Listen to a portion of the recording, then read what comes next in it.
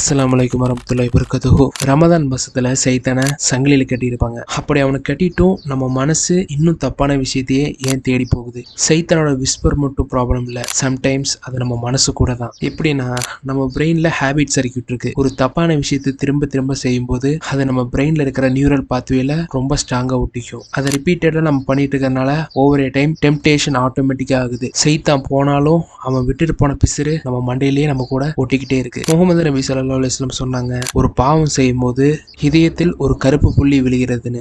அந்த black spots தான் நம்ம பழக்கப்படுத்தின bad habits. It's not just devil, it's our history. நீங்க சொல்லனாலும் ரமதான் நமக்கு ஒரு அன்கம்ஃபர்டபுள் ட்ரூத்தை எக்ஸ்போஸ் பண்ணுது. அது என்னன்னா, ப்ராப்ளம் ஃபுல்லா சைத்தா மட்டும் இல்ல, அது நம்ம கம்ஃபர்ட் ஜோனா இருக்கலாம், இல்ல ஈகோவா இருக்கலாம், இல்ல அட்டாச்மெண்டா கூட இருக்கலாம்.